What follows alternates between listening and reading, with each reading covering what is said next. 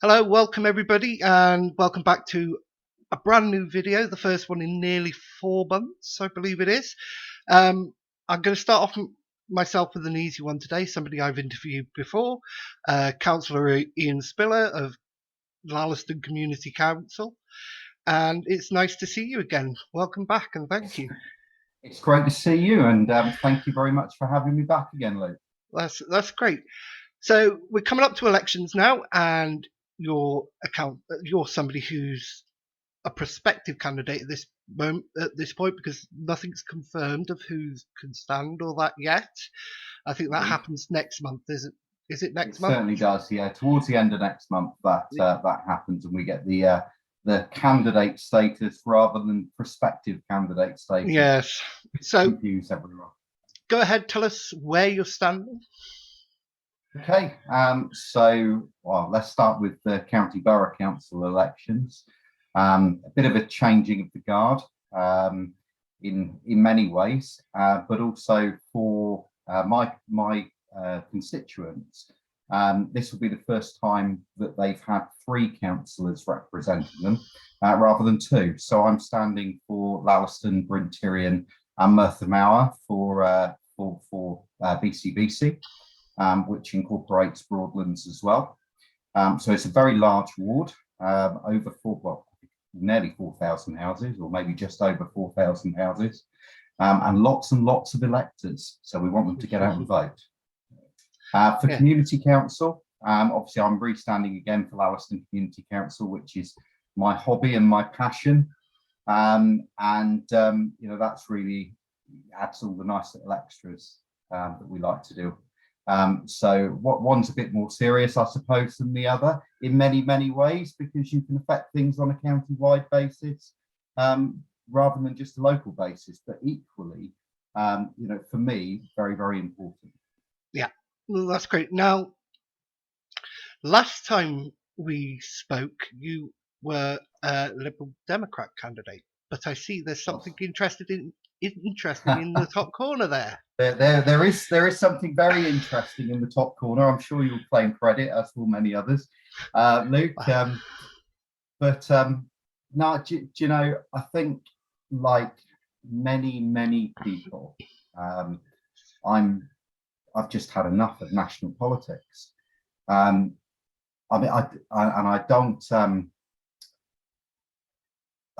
hope I don't offend anyone when I say they're an embarrassment. You just look at some of the things that's going on in the press at the moment, and to say it's always been Punch and Judy politics, but whether you talk about our local representative or whether you talk about our national prime minister, I think it's fair to say that they all feel a little bit far away from our everyday lives. For me, as I said to you last time, for me it's all about Bridgend. It's all about my community, and I felt that from my own point of view that I was just becoming disenfranchised with it, and I felt that people would see you more as a voice piece for really something they can't understand, or not necessarily understand, but relate to. And really this kind of took away from that kind of bad press, I think, more than anything else. So from my point of view, Lalaston Independence, it's not a party. That's the first thing to say. It's a collaboration is probably the best way of putting it, a very loose collaboration of people that actually come from all different backgrounds, and if you wanted to put a rosette on them, would come from all different colours, and really are just all very much focused on our community and what we can do for the better without the distraction of Keir Starmer or Mark Drakeford or Boris Johnson or whoever else it might happen to be. So it becomes very much then about Kevin Glass, Broadlands, Bryn Tirion, Lalaston, and very much about what we can do to affect people's lives here, if that makes sense. It doesn't. It's a shame that national politics, which doesn't have a major impact on grassroots community, is causing so much problems that people are turning away from parties. I think at a local level, I don't think parties have the right idea of how things run because they think more nationalistic rather than local on things that affect on a larger scale. On the most part, where you've got the two parties that are feuding all the time, Labour and the Conservatives, their feud gets in the way of what they should be doing for the community rather than what they're doing. It does, but also, let's just take we'll take the Labour Party for instance. First of all, the Labour Party's just started knocking on doors, as it does every 5 years, looking for people's votes. And what are they leading with? They're leading with the cost of living crisis, because your votes in BCBC can affect the cost of living in the UK. And it's just disingenuous. We should be talking about the potholes in the road. We should be talking about local education services. We should be talking about the stress on social services. We should be talking about Bridgend Town Centre and how that's stalled for donkey's years. We could even be talking about how our council tax bills next term are going to be funding the Arbed crisis that Labour caused 10 years ago. But of course they don't want to talk about anything local because it doesn't suit the narrative. So instead, it's all about the Conservative government in Westminster causing a cost of living crisis and how they're going to solve that by being elected to BCBC. It's a farce. Yeah. And then we have the flip side, where the Conservatives put out leaflets attacking Mark Drakeford and what he's doing in Cardiff Bay. Again, it's nothing to do with this election. This is about Bridgend, and this is about what we can do to better where we live. And ultimately, whoever leads the council is going to have a pot of money, and they're going to have to fund what they see fit. And let's be honest, let's just talk to people about that. Yeah, but more recently, the leaflet that the Conservatives put out in the last couple of weeks has actually criticised independents locally, which they're the ones that have helped Labour increase the council tax every year. Increase the council tax last year. That was one independent who was not long before that a Labour councillor. So it was quite easy to lump all independents in with that one problem. Let's be very, very clear. Independents aren't a party. They're not. No. They don't whip together. They are exactly what it says on the tin. They're independent, and they will vote according to their own conscience. So if one independent votes one way and 18 vote another way, and I'm just using that as a number rather than an example, you can't turn around and say all of the independents, because that's just not true. No. Likewise, it was I think Bridgend County independents that uncovered the detail in Labour's very cynical tax freeze to win the elections this time around, which meant a 4.5% increase then for the next few years. So it's all very well jumping on the bandwagon, but it's a bit like after the horse has bolted. Yeah. The other thing about, I know people will look at the Lalaston independents, and they, as they do with Bridgend County independents and Flimby independents and Porthcawl independents, they say, "Oh, you're actually groups, you're actually party," but it's not about everybody being on the same page and thinking the same thing. It's about supporting each other when we don't have that big party support, where we've got lots of people handing out leaflets for us and knocking doors and making people aware. Because when you're on your own as an independent, canvassing and campaigning, it's difficult unless you've got a support network that's helping you hand out those leaflets, that's helping you get round the areas. let's be clear, Luke, that the whole political system is stacked against independence. Yeah. Because, whether you look at, whatever political party you look at, it's funded by the membership. When elections are called, leaflets get printed. Sometimes they get distributed by a distribution company that's paid for as well. Banners get printed, signs get printed. None of that is a cost to the candidate. No. When independents stand, so for instance, we're just putting out a leaflet, and I'm just going to share my screen with you in a moment because I love to do that. Yeah. This is one that we're putting out at the moment in Broadlands, Bryn Terrain, and Lalaston, and this is really just introducing the 4 candidates that are standing here. Now, the cost of this leaflet, because we're independents, if we put out 4 individual leaflets, not only is that bad for the environment, because it's going to prop up a lot of people's recycling, it's also a cost for each individual candidate to put that out. Whereas if we put it out together, it's less environmental impact, and also we get to share the cost. And the same for Kevin Glass. In Kevin Glass, there are 5 independents standing in Kevin Glass, one for BCBC, the others for the Community Council. And if they were to put out those 5 leaflets, that they've got to fund all of that themselves. The other point in that, Luke, is that there's 4,000 houses in Broadlands. Yeah. Not in Broadlands. There's 2,300 houses in Broadlands.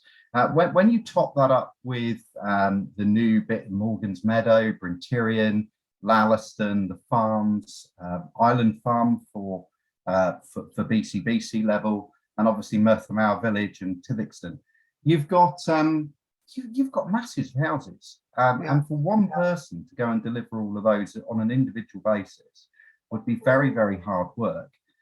So it's very disingenuous where people go, oh, well, I would support you if you were a proper independent.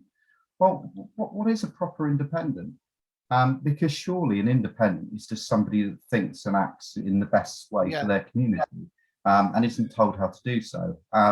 One thing I do know about, Dave Harrison, who's standing in Kevin Glass, and Tony Barrow, who's standing in Broadlands and Lalaston and Bryn Terrain, is they disagree and they agree with me.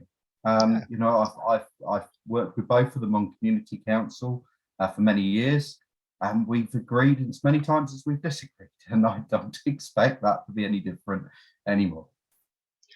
Well, and there's a difference between independent candidates and party candidates, that if an independents disagree, even though they're working together to pull their resources to make things a bit easier, a bit cheaper for themselves in an election campaign, a party candidate will always, for the most part, follow what the party says they're going to do. We have seen in recent past before that some party candidates stood up to their thing and they got deselected, which is a punishment for not following what they do. It's no incentive for them to think on their own if they're going to get deselected when they don't agree.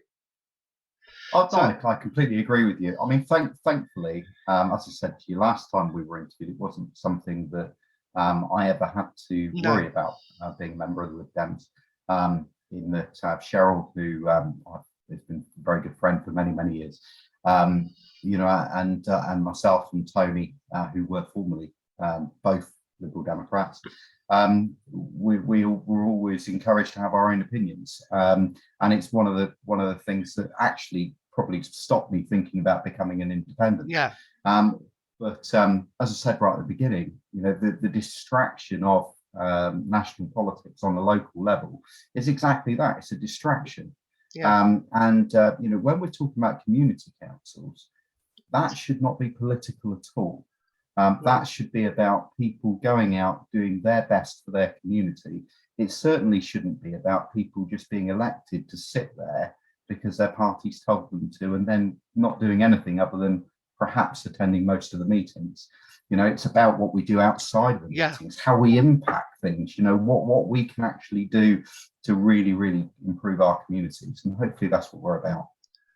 Yeah, well, we'll move off that now and let's move on to what are your biggest concerns and why you are actually standing for the county borough seats, the things that really concern you within the county and your area at the moment.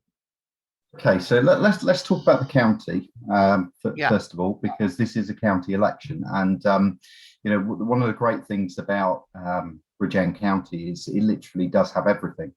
You know, you've got the sea, and you've got a beautiful bit of coastline, massive bit of coastline down at Porthcawl.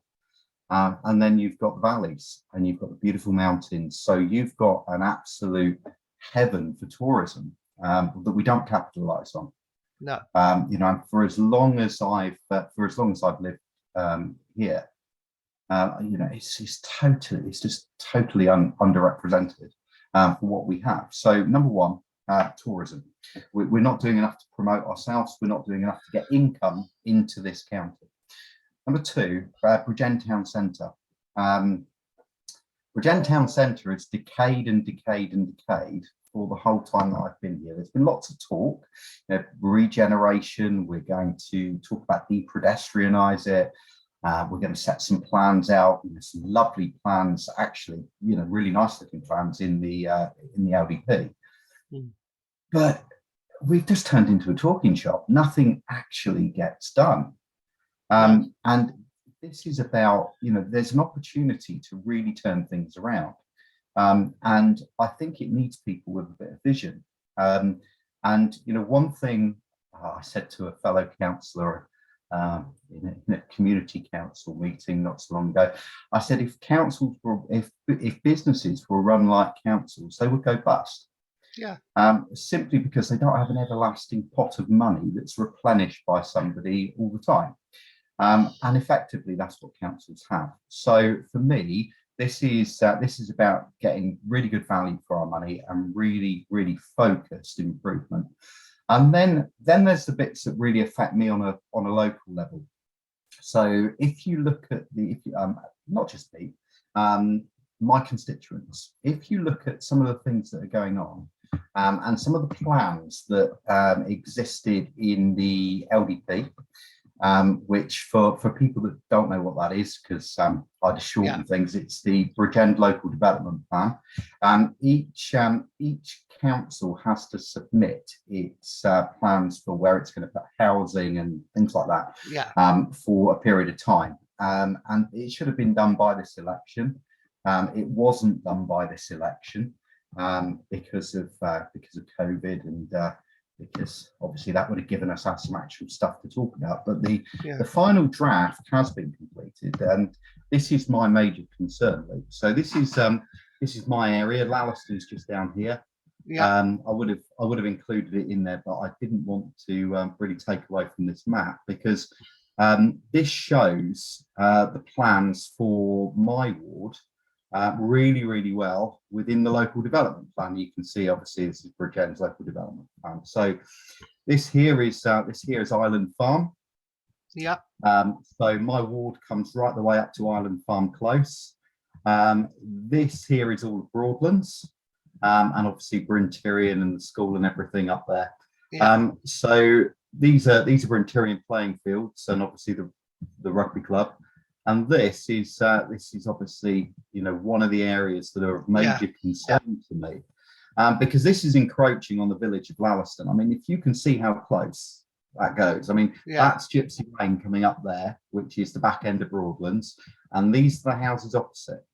So to say that their plans are crazy, I mean, you've got to consider that this area of Bridgend has seen really large housing developments over the past 20 years. So Labour's plan, and I use it as Labour's plan because they're the people that are in charge at the moment, is to put 850 houses on Island Farm. Now, I mean, once upon a time, I can remember when this was bound as an academy, it was going to be used and really promote Bridgend. And of course, we didn't manage to get the funding together for that. So we've decided to put houses on it instead. That will sit very well with my friends in Porthcawl that know all about regeneration and housing, because that's how we fund anything here. And then you've got this one here, which is what we call the Brunterian Circus Field. Yeah.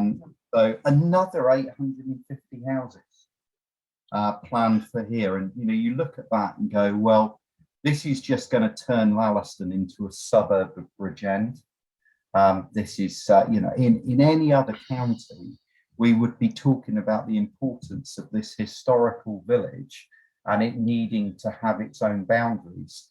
No, not in Bridgend. We're going to put 850 houses and turn it into a suburb. And then finally, we've got this one here. And this is Craiger Parkeye. So for anyone that doesn't know where this is, there's on the Broadlands roundabout on the A48, you've got some derelict properties here. And this has actually been allocated for 110 houses, which is pretty significant. So just talking about the impact on my area, that's nearly 2,000 houses over 10-year period.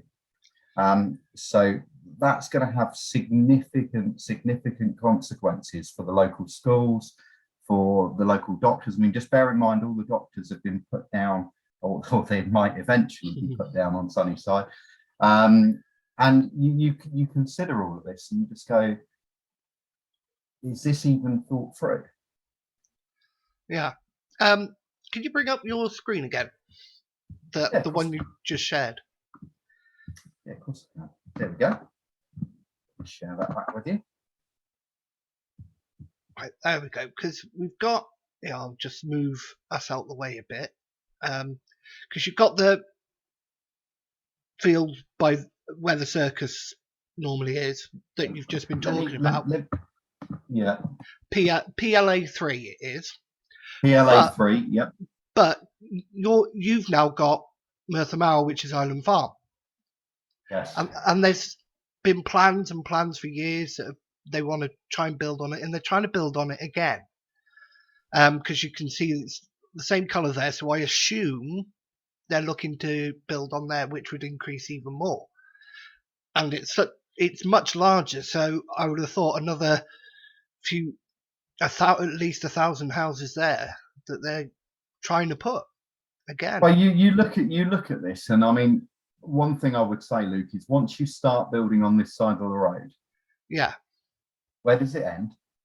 Yeah, I know, because you've got Merthyr Mawr village, which is it's of significant importance ecologically.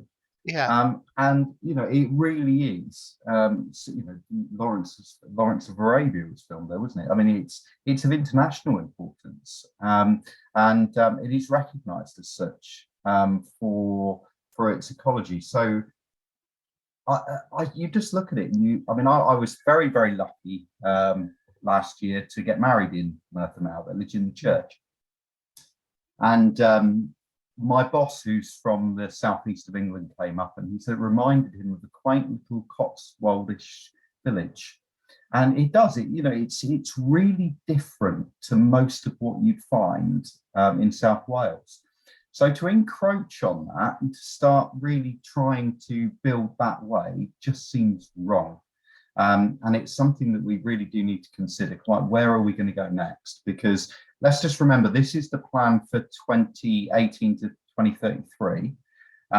So, let's just say we roll forward 11 years from now, all of this is built on, and, the stresses and strains of house building aren't going to disappear. We're always going to need more houses. Where are they going to put them next?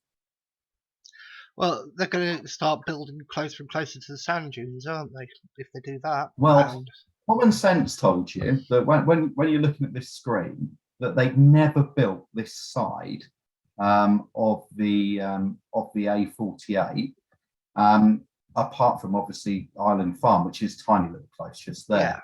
Yeah. When you're building something of that size, you know, you've got more farmers' fields and everything going up the main A48, you know, which will encroach this side. You know, so you're almost surrounding Merthyr Mawr. I mean, the impact of that is just disastrous as far as I'm concerned. But you have to wonder, you know, whether it's a foregone conclusion.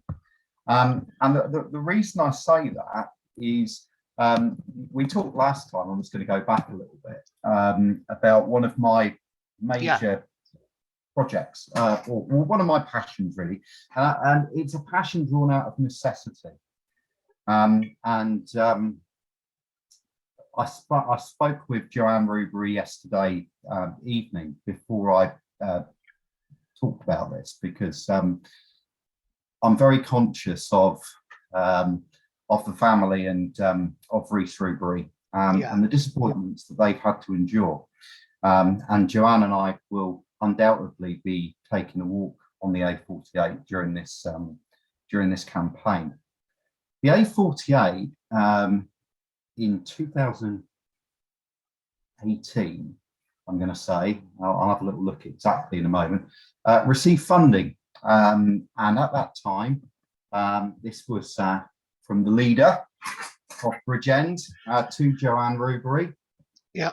And this was a press release. You'll be able to find this. And what they confirmed is that Welsh Government had confirmed further funding for the speed limit review, resurfaced footpaths, extended footway links, fresh signage, and new road markings.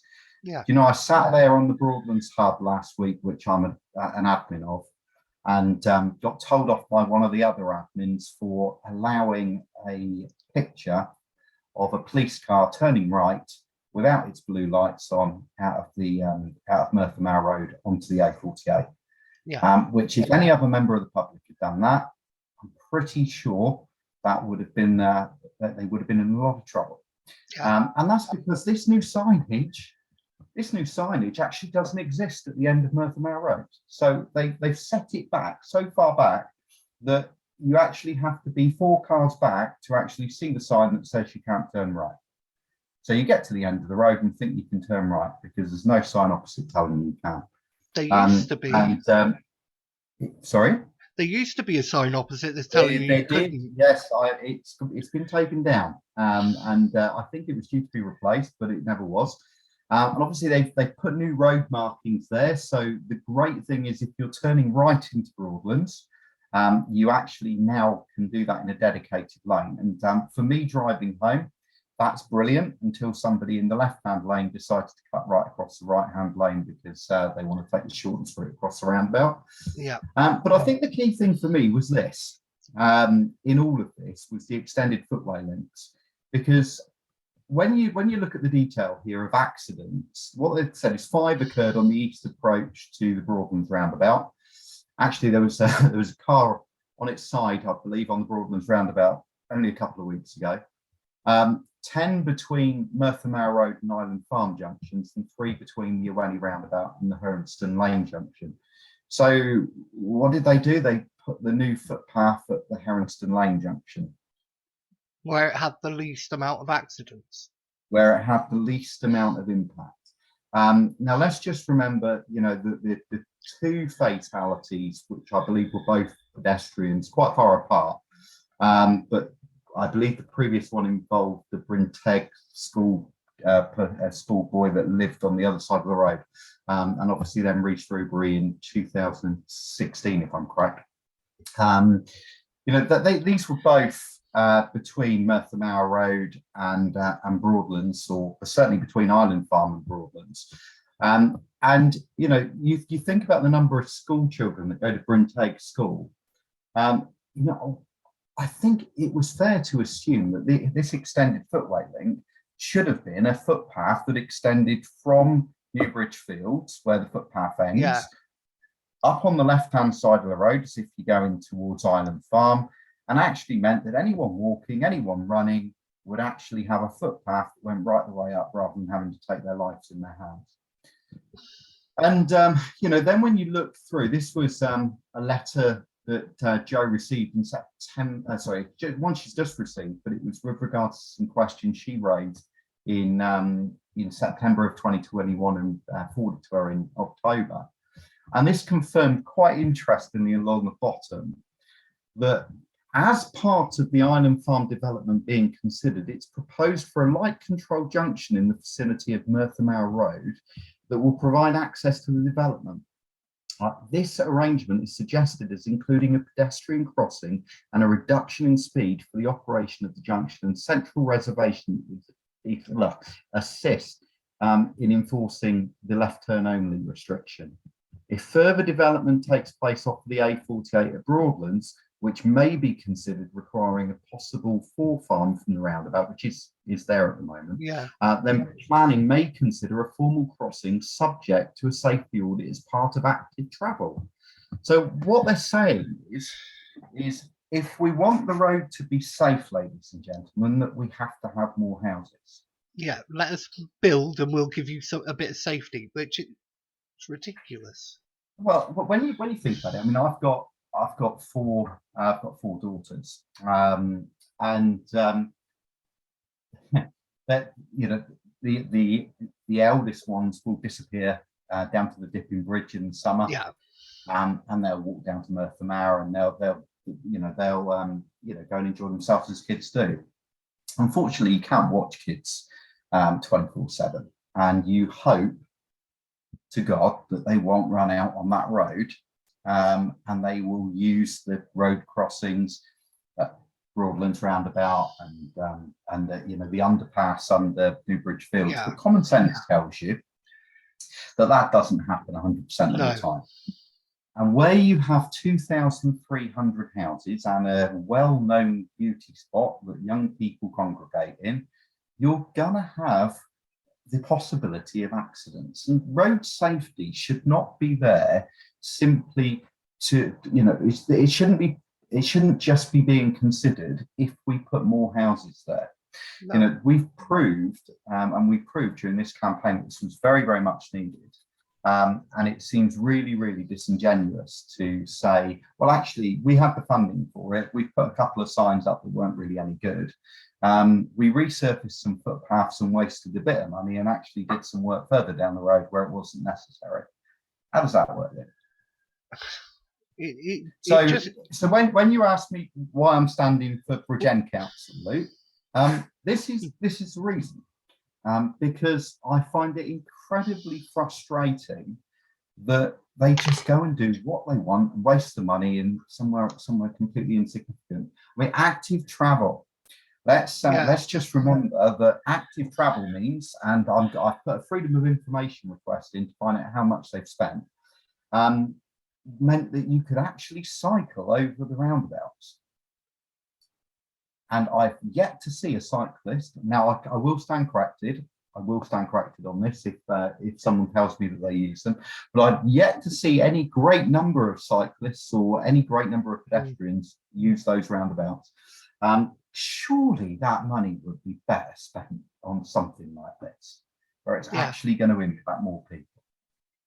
Yeah, well, it does actually go back on to something that happened in the area I represent, Quincy Higher. Part of the active travel route, we were wanting a path on Heel Spencer, and this was a couple of years ago. Now we're still pushing for it, we haven't had it, but they got funding for a footpath on Heel Spencer, and then accidentally used it in Litchard where it wasn't as needed. And it was, oh, we're sorry, we did that and we didn't mean to, and we'll put funding in again, we'll put an application for funding in again this year and we'll get it sorted. Now it's completely dropped, they don't want to know, there's no need for it, and it is a dangerous place, Heel Spencer.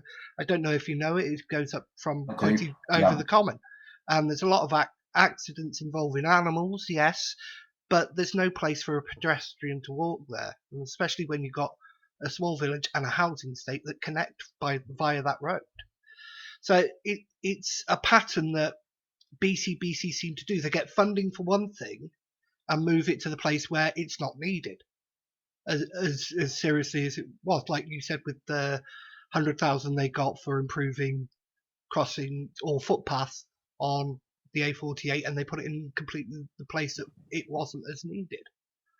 I can't remember exactly what the figure was. I think I've taken it off of here. It was 100,000, it said. But it was a lot of money. It was actually more than that. Or $1 million. It was 100,000 initially, to clear the undergrowth and design the work, and a further 290,000 was allocated then to the project for the additional work.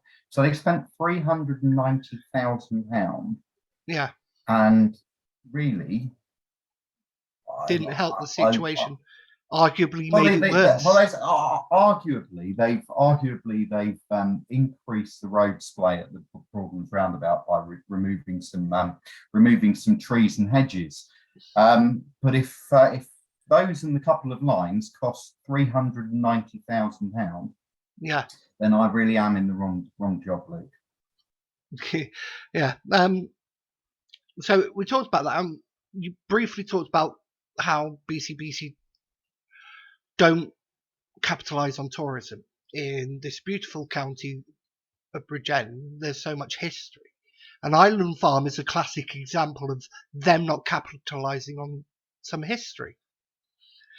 Well, Island Farm, the group there have just raised a significant sum of money, haven't they, to buy the not the hut, not Hut 9, but their the room that they use for their presentations, which was being sold, which is great news. And actually, Lalaston Community Council were approached for some funding, and we did earmark some money for that group on the basis that they were they became a constituted group with a bank account, obviously in the group's name. I'm sure that once that's done, that additional funding, if they need it, will be made necessary, because we have will be made available, even not necessary. What you need to consider is anywhere else. I mean, this would be really capitalised on. Yeah, it's an incredible piece of local history that actually impacts far more than Island Farm. You have to consider Bridgend's role in World War II. Where we look at these things, there doesn't seem to be what I would say a joined up approach. And really, you would hope that a visitor centre would have just been put there by Bridgend Council, who, let's just remember, do still actually own Hut 9. Yeah. So if they were serious about capitalising on tourism, we could be doing that. And let's also remember that our MP Jamie Wallace was putting up a post about how he'd got Bridgend Council to fund £50,000 towards a golf tournament in Porthcawl. Yeah. Surely that money would be better spent where you've got a significant historical tourist attraction, rather than something that's just going to really favour what I would consider to be the elite people that are going to use the golf course. It's something I'm not against. No, but corporate sponsorship should be funding that, not councils. Yeah. It's quite funny because Bridgend is actually in a very unique position, and they don't see that. We've got our history, which is what Bridgend did in the war. In Tom D, they had, I believe it was the SAS training there during the war for manoeuvres and that. You've got Island Farm, and going even further than that, going back to the Roman Empire, the A48 going up towards from Cardiff, from where the old South Wales Police ground is. That was the Golden Mile, where the soldiers used to line up and collect the things. We've got ancient burial grounds. We have the oldest ironworks in Wales, but it's gone in I believe it's in Litchard, that's gone nearly completely gone now. We've got, is it Beaufort Park up in Kevin Gribble, or Bedford Park up there? That's another ironworks. We've got that history. We've got the history. We've got the nature. We've got ancient woods, the warrens in over in Coity Common, on the Common, and so much other history within here. And then we've got Porthcawl, which we can do a modern sort of tourism with, attracting beachgoers and people who want to go to the fair, and make it, build the marina, yes, build something like that, make it more modern, but you use what you've already got there. You've got the history, you've got the nature, and we've got a possibility of modern, which they don't capitalize on, and it's letting, especially the history. It's how you plan. It's how you plan for that. And I don't. Yeah. I would never say that I'm an expert in tourism. I'm not. But I see an opportunity. I've been in business long enough to understand where you make money. And for me, if you can get people to come, you'll make money. And for any council, they need to be better at self-promotion. And at the moment, they're sadly not. No, I think an example they could take upon is somewhere like Whitby, where you've got the cathedral, which Bram Stoker's Dracula was based on that iconic image of the thing. And what Whitby have done, I don't know if you've ever been there. I have. Don't climb up the steps. No, I haven't. No. Climb up the steps. It takes bloody ages, and it's up a hill, and it's very steep, but it's very beautiful once you get up there, the cathedral and everything. But they've got all these little independent shops winding in the town, going up the hill before you get to the main steps, and they use that, and they hold so many summer events there. It's a beautiful place, and it drags in so much tourism. Yes, it's a castle, a cathedral that's made famous by a book, but we've got our history as well. Okay, it may not be as big as that, but we can build around the history we got, the nature we got, the modernism we could have in Porthcawl, and attract people, which will then start attracting more shops, independent retailers or larger retailers, build up Bridgend Town again, build up Porthcawl Town again, build up Maesteg, because we've got so much mining history around the whole of Bridgend, not just up the Garrow valleys, up in Maesteg. It's all around, and they don't capitalise on it. No, it's not going to be a thing that they can do overnight. It's going to be a long project over. It's a long-term project, and it's not something that you can walk in and wave a magic wand at, is it? No. But let's be honest. The current incumbents have had long enough to try and actually move a step forward, and if anything, we've gone backwards. Well, out of the 24 years now that the Bridgend County Borough Council's been in existence, only 4 years of that the current incumbents haven't been in charge. So they've had a good 20 years to start the process. And that process could lead us into a better future where we're not having to rely on big companies like Ford and Sony to employ a workforce in the town. Stop people travelling further afield, which better for a carbon footprint. Make it more environmentally well, indeed. friendly. I mean, we are essentially now becoming a feeder town for Cardiff, which is why we're spending so much of our council tax and council budgets funding the new city project, which is wonderful. But I'm not actually against the Cardiff City regeneration deal. I'm more against Bridgend not getting its fair share of that money. And this goes back to self-promotion, because ultimately, if you're going to pay into something, you've got to get something out of it. Yeah. This for anybody that doesn't know, and I'm sure there will be lots of talk by other politicians about the CCRD over the course of the next few months. This is a great opportunity to actually extract some money out of that budget to do up our town. But you have to have people with forward-thinking ambition, because if we're not going to take the funds that we put in out, then there's absolutely no point of us being part of that deal. No. So we really need to be looking at that in greater detail. Yeah, and we've seen what happens in these sort of deals before. Take a look at London and the surrounding cities, towns and villages, and that outside of London. Go to Guildford, go to Aldershot, that sort of area. Go to Kent, and that it's people who can't afford to live in that city, then move out to those places, buy up the properties, which increases the prices. The people who are living in those places can't afford to live there anymore because they can't afford to buy a house. Aldershot was a classic example. The home of the British Army became a commuter town for London, and the prices shot up. My family are originally from there, my mum's side of the family, and a lot still live there. My cousin, when he finished school, he got a job in printing and that. Couldn't afford to buy a house. Really couldn't after a couple of years of saving because the price is going up so much. But it killed off the town as well.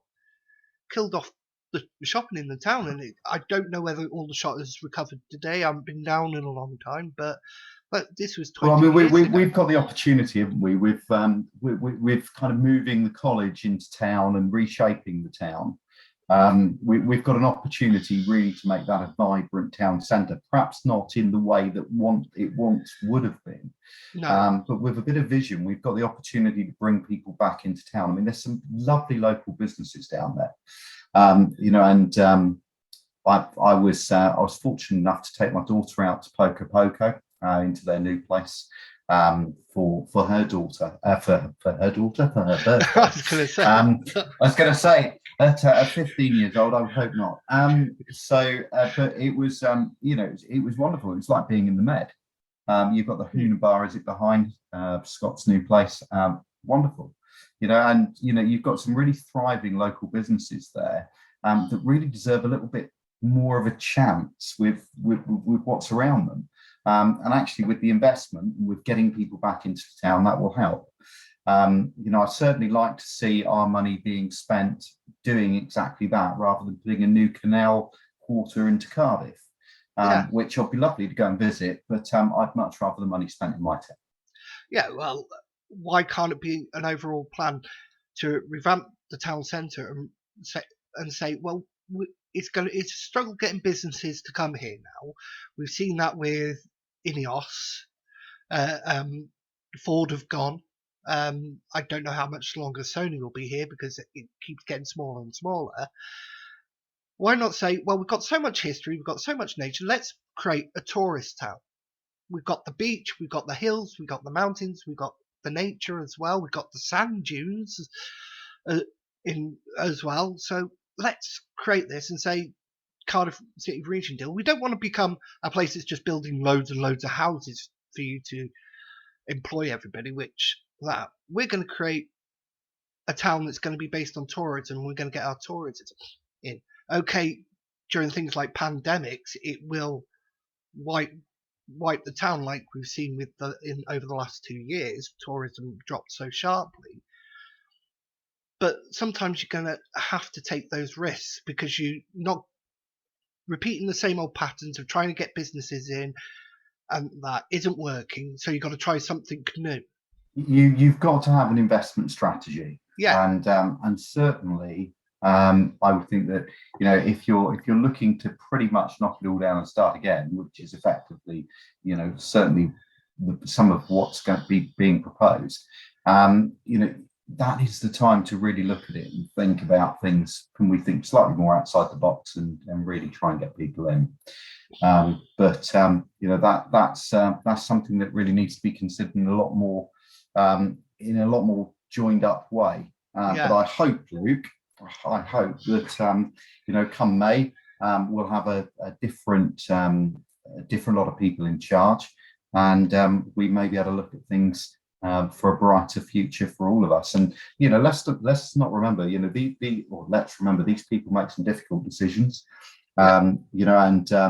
It's very easy to sit here and knock every decision that people make.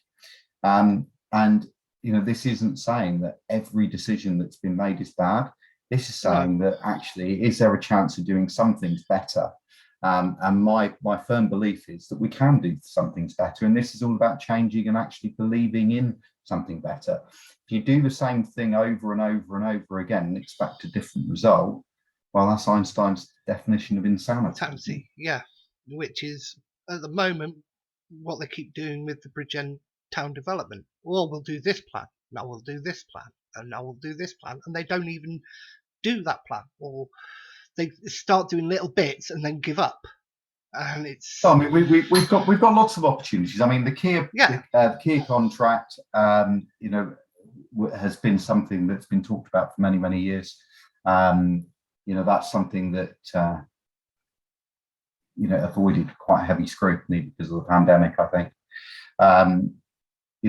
But for me, the adequate funding of social services and children's services and adult services is something that we need to ensure. This pandemic has really taken some quite, I wouldn't say unforeseen, but it's accelerated the consequences of some people's mental health. It's really affected them. And one thing is for sure, we talked about youth services. We touched on youth services last time and their decimation. Not having these kind of joined up services, which appreciate needs to be done perhaps on a larger level as well. But on a localized level, Bridgend gets a big budget to spend on these services. They have to be fit for purpose. We've seen all over the news the many dangers of a service not operating properly. What scares me, Luke, is that whenever we talk about council's budgets, the council puts out a consultation to say, well, where would you take money from? And in my view, really, do people understand exactly where that money's being spent and what it's being spent on?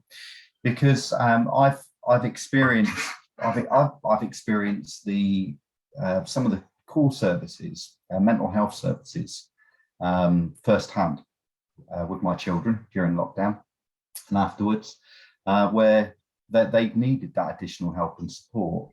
And the time it takes and the battle that you have to get that support sometimes can be, very concerning. And the impact of not having it quick enough, thankfully is something that, something that I've not had to deal with. But you look at it and go, could we perhaps do something a bit better here? And we roll back to one of the first questions you asked me about why I'm looking. One of the things I'd like to do, I'd like to see a better provision for children, because one thing is for sure, whether you're a child walking the streets at night with your friends, nothing to do, nowhere to go, there's no youth provision here whatsoever. So you've got a choice, really. You can go to Brinterian Football Club, you can sit down, watch football, you can wander around with your friends in the streets, you can possibly go and get muddy, kick a ball around on Brinterian football fields.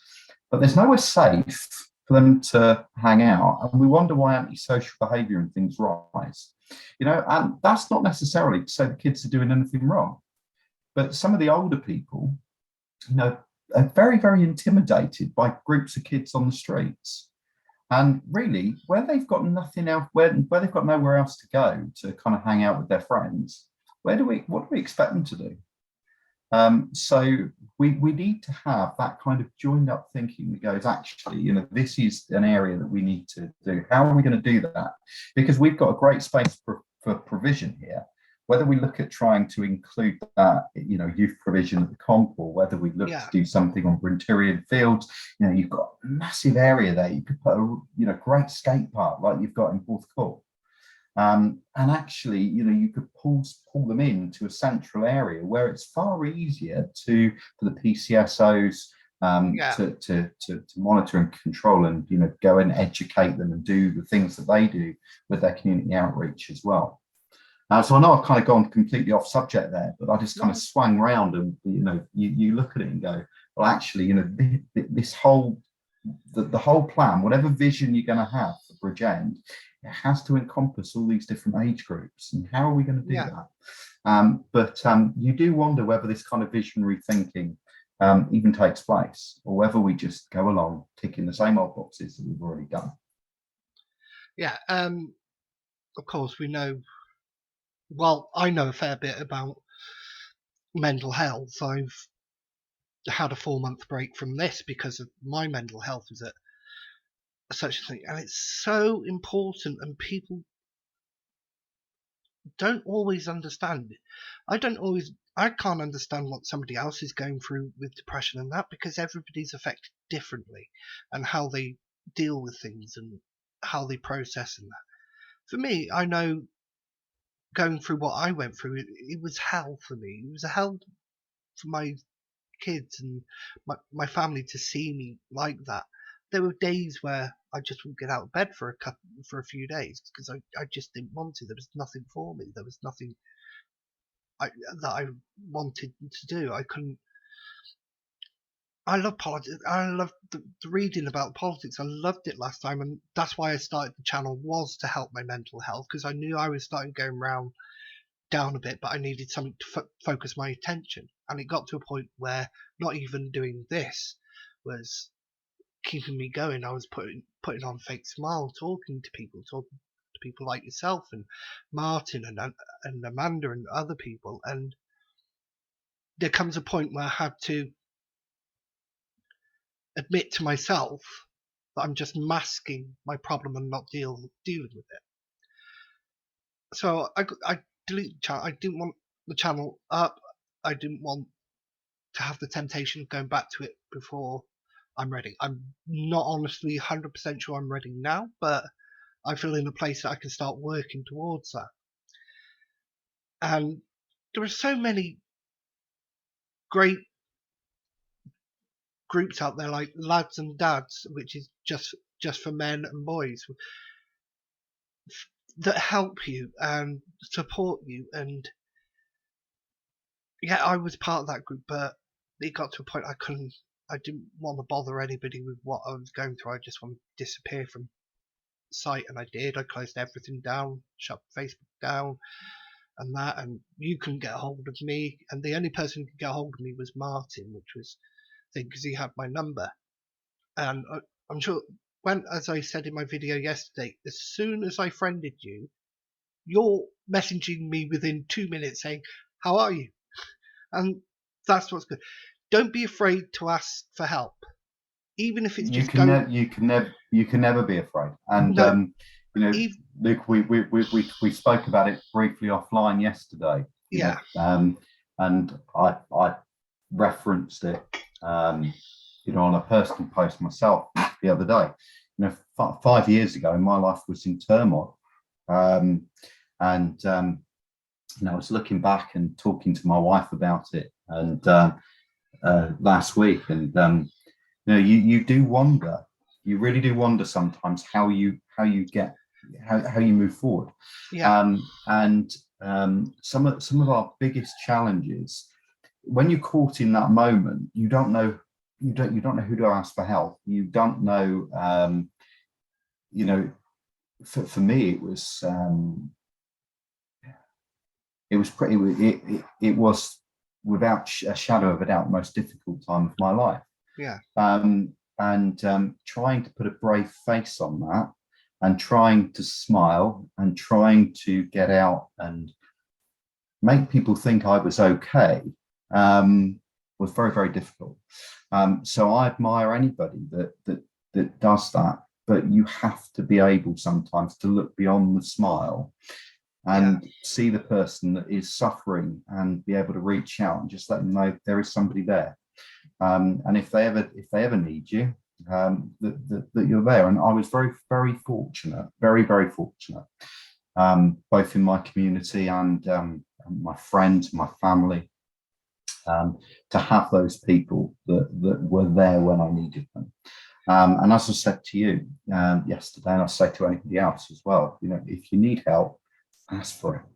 And sometimes, people do surprise you, and they can give you the help that you need. And if they can't help themselves, they can put you in the right direction.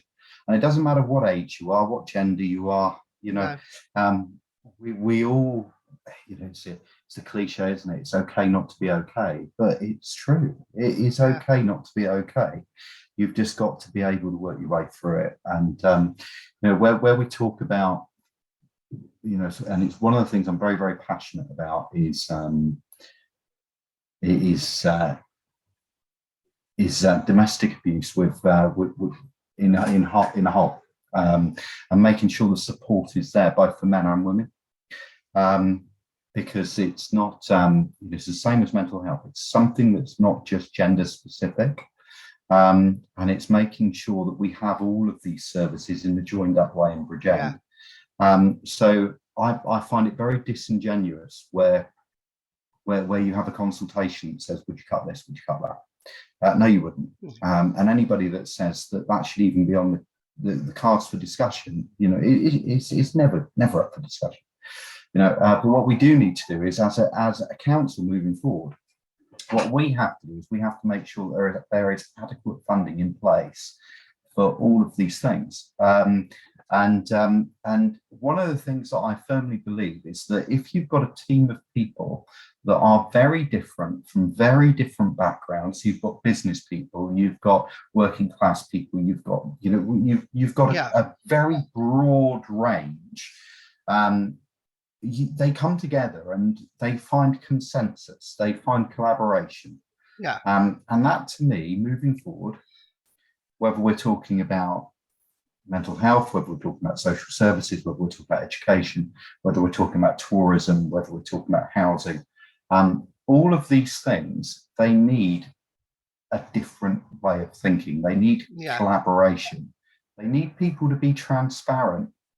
And they just need people to actually be honest with what's needed. And rolling forward to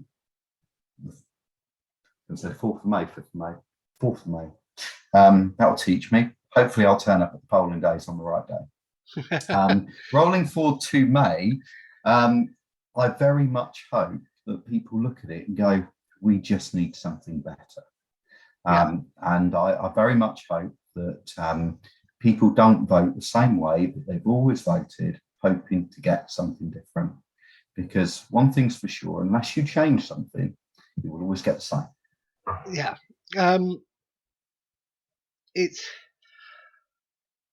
There's been a lot of criticism over the last 5 years with the rising in council tax. I don't think people would mind those rises in council tax if they could see how things were working and see that there is progress being made. But over the last 5 years, it's been one thing after another with the current leadership in Bridgend, with the care contract, other things coming along, and our bed, and it's just one thing after another, and the services are being criticised at some point. I feel sorry for the people who are working these departments. Social services, there was a big thing about that in the first year with the forced adoptions that Bridgend were doing.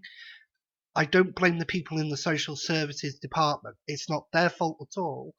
It's how things are being run by the upper management and the overseeing councillors of that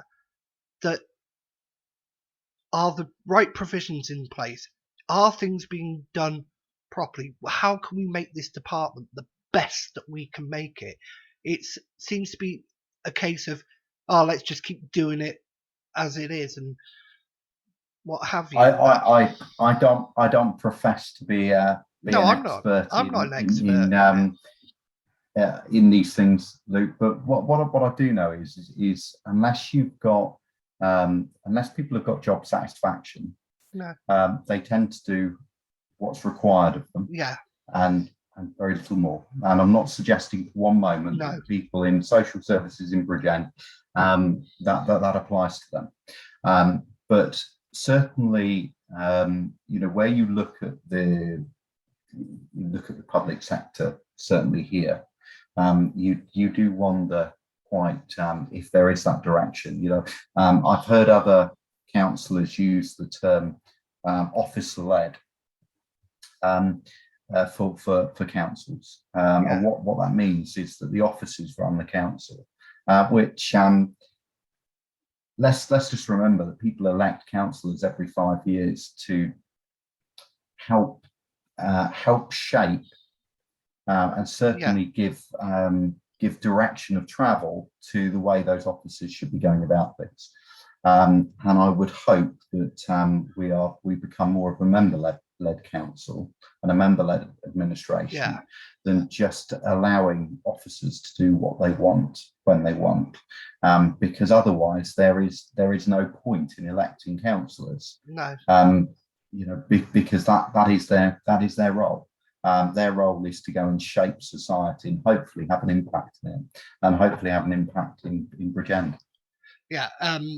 A good example of what you just said about being member-led rather than officer-led goes back to the planning application for Tom D that happened a couple of years ago, and it was the largest objected to planning thing in Bridgend County. You had 3 community councils. It had the county councillors from each area close by all objecting to it, public objection. And this is where it comes in. At the hearing the planning officer in charge said, if you reject this, I can't be the person who fights it on your behalf because I have no reason for this to be objected. At the end of the day, he works for the council. So if the council object to it, he should be there working on behalf of the council, who pay his wages and of carrying out their wishes, of fighting if it goes to appeal for the council. But he said in the hearing he can't work on the council's behalf to fight an appeal because he has no reason to object to the planning, when there was many reasons to object to the planning.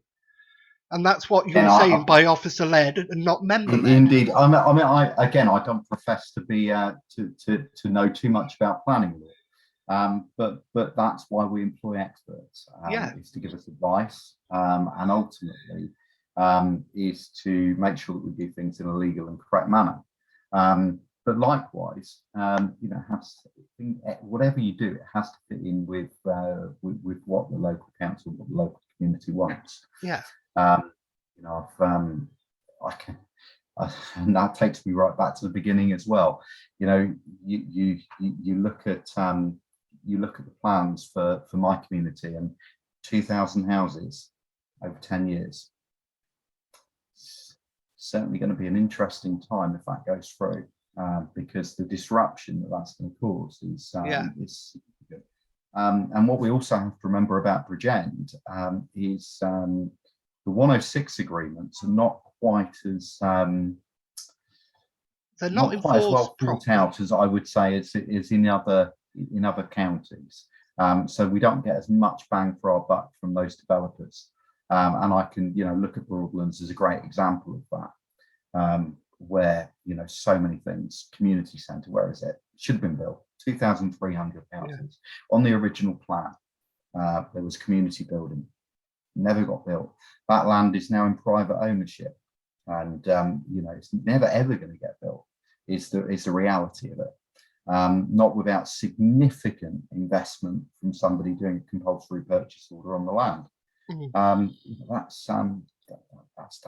just not joined up thinking. You build 2,300 houses in there in an area, you have to have the right facilities in place, and I don't trust the current administration to do that again, because what will happen is we'll end up with another 2,000 houses and we'll probably still be in the same situation as we are now. So that's why I said we've got to learn to do things better. Yeah, the 106 agreements are really awful because let's take Gathercasteth and Coity as an example. Bridgend just sent warnings and warnings and warnings to, I believe it was Taylor Wimpey, about clearing rubbish that was there and building a park. And all they did was keep warning them. There has to become a point where they say, okay, you've had enough warnings. We're now going to sue you for breach of contract, which is part of 106. Do it. Yeah. That's what those agreements are for, that they follow those agreements and up to the standards of what the council have set. The same with the parks in Park Derwent. Took them ages to be built because they were Persimmon were afraid that Bridgend County Borough Council wouldn't adopt them because they weren't adopting because they weren't up to the standards. Yeah, no, it's because there's a reason for that, Luke. I mean, 20 years on, we're still in that situation in Broadlands where the parks aren't adopted. Well, not just that, the roads as well. Well, and the roads, yeah. And trying to get a bin on the road and trying to get them emptied, is a massive, massive challenge. To the extent that it's a bit of a standing joke that one of the borough councillors, who's a cabinet member and will remain nameless, actually asked the community council to put a bin outside on his street, and couldn't get it emptied. And this is the world we live in today. I mean, it's crazy. We shouldn't be in a situation where we can't get public bins emptied, and we certainly shouldn't be in a situation where roads don't get adopted, play parks don't get adopted, and then we have the problems with them getting built. But unfortunately, that does require some action from Welsh Government. It does require them to put the legislation in place to force the house builders to hand stuff over. And the problem is the councils aren't going to enforce it because it saves them money. It saves them money. Why do they want it? It does 100%. So there you have problems. So again, this is about joined up thinking, and unfortunately on a big scale, and thankfully one that I don't have to worry about because I'm not planning any trips towards the Senedd at any point in the future. See, a house owner should be able to say, well, you haven't adopted the road, therefore I'm not part of Bridgend Council because I'm on this road and you won't adopt it. So I'm part of Persimmon, I'll give them some money or whatever. That'll soon get them to say, right, okay, we're going to start adopting these places. But it's the same. Right, we've gone a bit longer than what you originally wanted to because you wanted to keep it concise to about an hour because people start switching. I did. I thought let's keep it relatively concise, Luke, because otherwise we will be here for hours. And we can put the world to rights for a very long time. I'd happily do that. So what I'm going to do now is give you a couple of minutes to say anything you want to say, regardless of what it is. Okay. So I think I've covered most things, Luke. First things first. 2022 will see the return of the Broadlands Fun Day and also the Brinterian fireworks display. Really, really pleased to see both of those projects moving forward again. For me and for the people that I represent, I hope that you will give me the opportunity to represent you again. As your community councillor in Lalaston Community Council. I hope I've done a good job over the last 10 years and I hope you'll put your faith in me for another 5. But this time around, Bridgend County Borough Council needs to be held to account. This time around, Bridgend County Borough Council needs voices within it that are prepared to act for the residents and for change. And all I will ask is for your support and your vote. In May, you have 3 votes. There are 2 independents standing in Broadlands, Lalaston and Brinterian. And if you could put a cross next to both of those boxes and allow us to be your voices, it would be very much appreciated. Because if you don't vote for change, you will just get what you've always got. And thank you very much. And thank you for taking the time, Luke. And as I said at the beginning, great to see you back. It's been an absolute pleasure, Ian.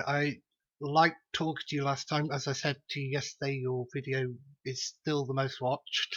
I haven't checked on it since yesterday, mind. So, Oh, don't worry, I did. It's still the most watched. I is had a little it? giggle to myself because I had to check it. Did you subscribe at the same time?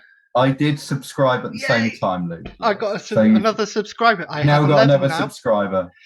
I have 11. I just need another 989 to start earning anything from YouTube. Right. Thank you for that. I will just, if you forgive me, plug my GoFundMe because I want to do better with this. I'd love to go on that. If I could get a camera, go out on that walk with you and the lady, I can't remember her name. Joanne Rubery. Yes. Joanne Rubery on the 848 to highlight this, because it is something that needs to start being highlighted again, because we shouldn't wait for another serious accident and somebody losing their life to happen to do something. We need to, prevention is better than reaction. So I'm plugging my GoFundMe, and I hope that I get something, and I hope I can bring you some great content, like talking to Ian here, who this is his second interview with me now, and both times he's been great, and both times he's brought materials to share with us, which is great. He was the first one to do it, and he's continuing. Well, we'll have a video for you next time, Luke. Oh, we're going. I very nearly shed potholes with you, but I thought I'd save that one. Save that one for next time. Yes. I'm sure we'll probably speak again before the election. We'll probably do something again. If there are any prospective candidates who are standing out there, I don't care whether you're from a party or independent, and you want to talk to people, and you want to chat, contact me through the page or at pregenpoliticalowl@gmail.com. I'll be happy to speak to anyone and let you have your talk and let you get your message out there to the people that you're trying to represent. So thank you, everybody. See you again soon, and we'll say goodbye. Okay.